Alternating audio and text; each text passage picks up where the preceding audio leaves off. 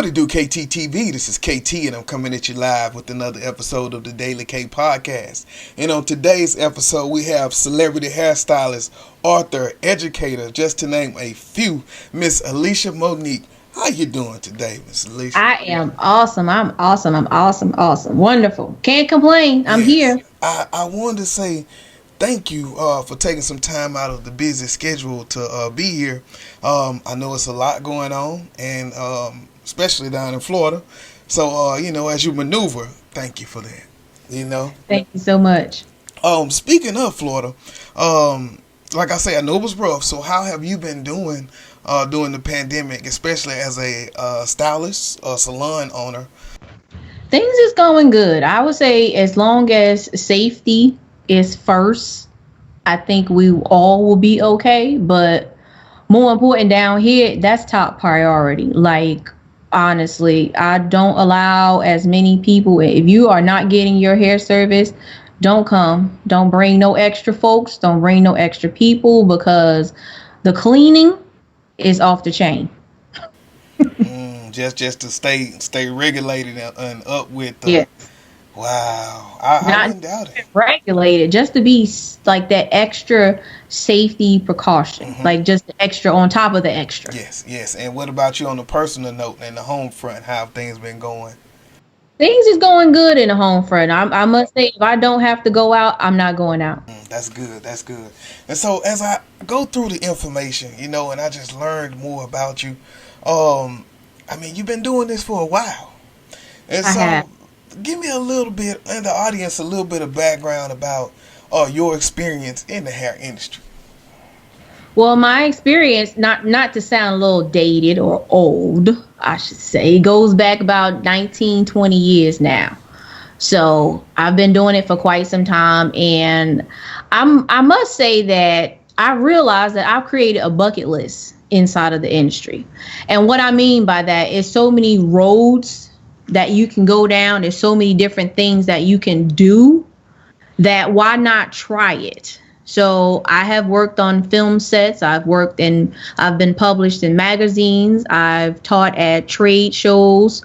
I've taught with hair companies, traveling with different salon owners. I've taught at a beauty school. And so many other things I can't even think of, but I consider it as, it's so many things that you can do in this industry. Just do it. Like, just create your list of all the stuff that you've always wanted to try, and just go try it. Push come to shove, don't do it, and do something else. There you go, and do something else. As long as we're live, it can be fixed.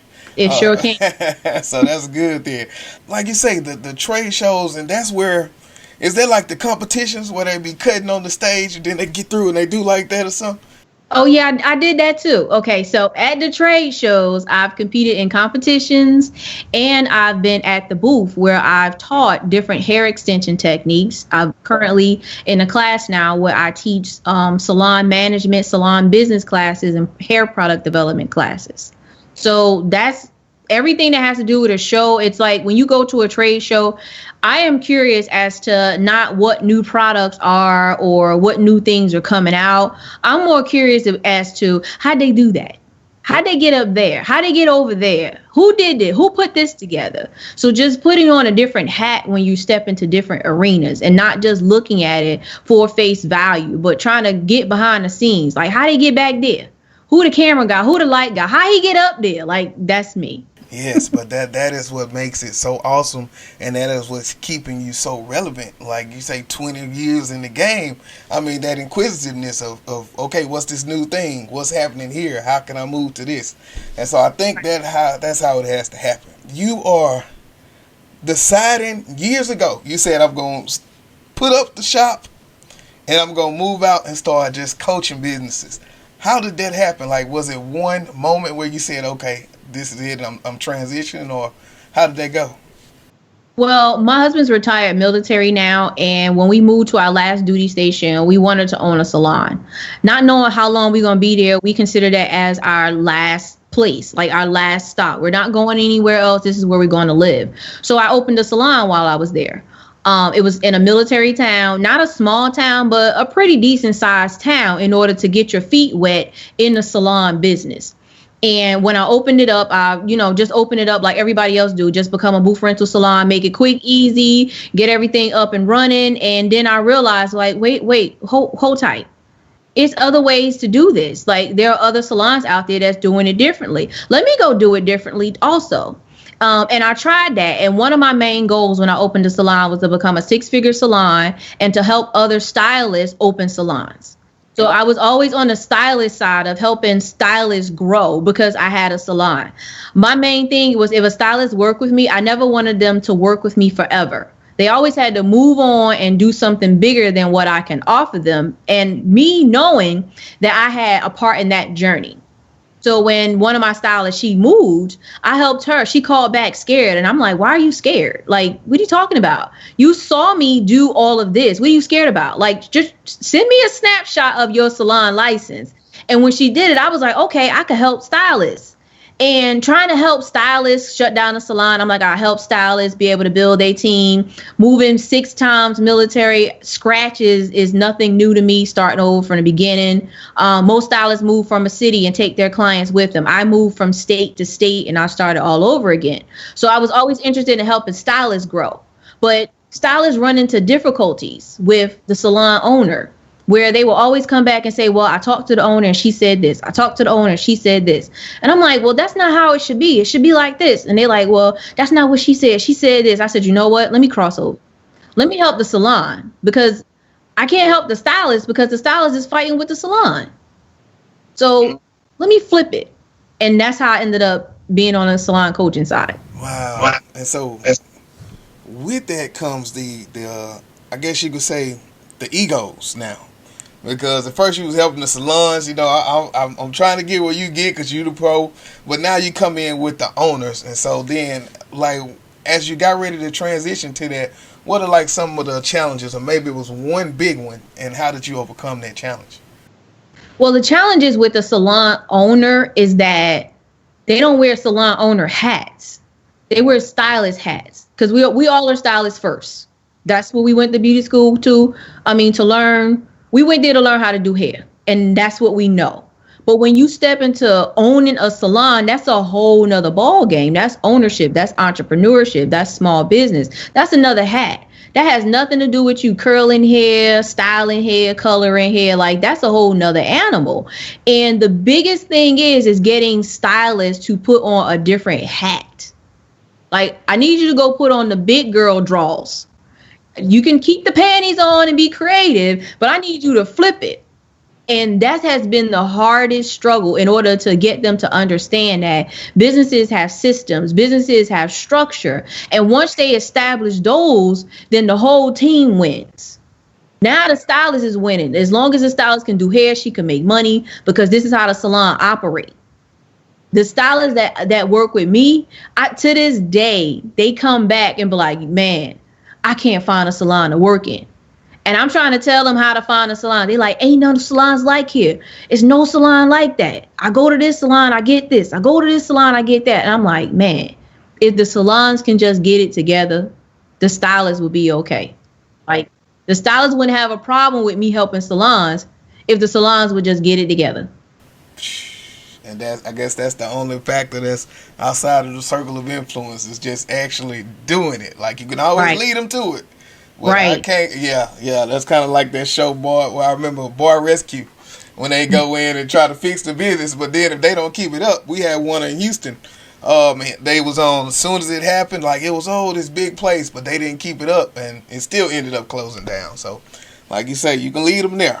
And so, as we think about all of the stylists, because one of my close friends is a barber, and so the barbershop was closed for a while through the pandemic. Mm-hmm. But now, so we got businesses that are really low. How do they get back together? As far as bringing back in the clientele, building back up the money and resources. But then we got people who now say, coming out of this, I think I want to do this because, like you said on your page, they see that this is something that's needed. So on your site, what type of services do you offer? And do you cover something for both of those paths? I cover business. first and foremost. It doesn't matter if you in a barber business, the salon business, the nail business, the spa business, it's all business. If you a Walmart, a Target, a Starbucks, you still a business. And all of that runs on the same business entities. You still need accounting, you need financing, you need marketing, you need money management, you need time management. All that's on the same stream. And right now, I'm so happy we at this time, because now as professionals, we can work smart and not hard. We don't have to get up at 6 a.m. and leave a salon at 5 a.m. and get an hour and come back. We don't have to have 3 9 o'clocks and 4 10 o'clocks and 10 11 o'clocks and everybody from 9 o'clock still sitting in there at 2. And it's a whole load flowing in right now. So right now is the time for you to look at your services. I have digital classes where I teach you on how to find your ideal client. We need to know who we want to service. I always say I don't serve everybody. Can't sit in my chair. It's the honest truth. But when you understand who you service, then trying to make up money is not a factor, because you know who belong in your chair. You know how long it takes you to service them. You know exactly what a client need before they come in. So, for example, you could come in and say, look, I want a basic cut. Well, you know this man coming in, he has a beard, he has a mustache, he needs some extra grooming. Not just the cut. Grooming is the new thing. So if you just shift a little bit to a more luxury service, which I talk about a lot, more of a luxury service, because that's what people want. Look, don't just chop me up and send me out the door and I got all these cuts and nicks and clippers is dirty and, you know, things like that. If you just, right, nah, we don't want that.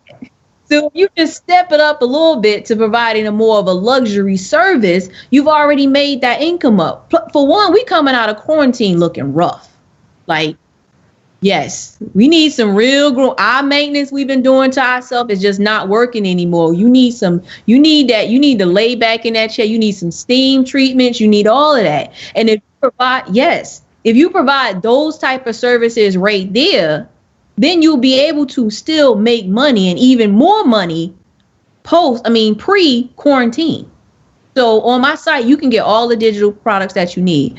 Finding and building your ideal clientele. I teach you how to do promotion sales and specials for every salon owner. I teach you how to brand your business, how to build a clientele using Facebook pages. I teach you how to operate as a booth rental salon. Doesn't matter what booth you rent out to, whether it's a nail tech booth or barber booth, it's still a booth regardless. I teach you how to lay out your contracts. I actually have a book for you called the Salon Forms that have every piece of paperwork you need for your business. So I did the thinking for you already. All you got to do is download it. You can get it digitally or you can get the hardback copy, print it out, fill out your information, everybody sign it, you file it away. The exact same forms I use to run my business. That's the plan. So this the question. As you grow these businesses, as you move around to speak at different things, how do you find the time between running your business and helping, like as you go out and you're gone for like days at a time? How does that work? It's time management. If I know I have to be gone, first of all, it's planning. What most of us should be doing. We look at a schedule. We keep a schedule. We plan. I tell all my salon owners, just like you have an online scheduling system where your clients book appointment at 10 o'clock, you should have it in there where they can't book at 12 o'clock because you're taking a lunch. I'll have it blocked out for a whole weekend where I'm going to teach a class, which means my private clients get taken care of before I leave. They know I'm leaving and they know when I'm coming back. I also let them know, look, I'm be out of town. So when you can always message me, that's not a problem. They have my text number for me if you work privately one-on-one. I have a membership where I have a forum where they copy in a forum. I will get back with you within 24 hours if I'm not going anywhere. If I'm somewhere, you got to give me 48 hours. But I promise you, I'll be there. So it's all time management. Man, it's so amazing. That's good. So now what's next for the ElishaMonique brand? What's next? Well, I have a plan for 2021. I want to open another salon. Midway through 2021, I'll have a second salon. And I also have in the making of developing my own hair product line. Yes. So then 2021 is about to happen, man. And the thing is, each time you get to do this, it only gets better because you learn so much in between. Exactly. And then not even that, I give it back. So why the information is out there. I tell everybody the information is out there. It's just a matter of how many hours you're gonna spend gathering this information and who you gonna listen to. You do have to do that if you do nothing else. And I believe you got the right information, Miss ElishaMonique. Thank you So, so much. what is the contact information if I want to get with you, get coaching, website, all that good stuff? You can always find me at ElishaMonique.com. You can find me on Facebook. Everything is Elisha Monique. Wherever you see a blue jacket, that's me. I agree. I was lucky enough to get like the KTTV for all platforms and the website. So that's nothing like that. Hey, all right. Hey, That's amen. a little branding tip out there. Make sure everything is one across the board. And that's all. That's it. Thank you. Thank you for today and spending some time and talking to the audience. I look forward to hearing about the shop when it opens. So please come back and talk to me about it. I definitely will. This is KT for KTTV signing out. 100.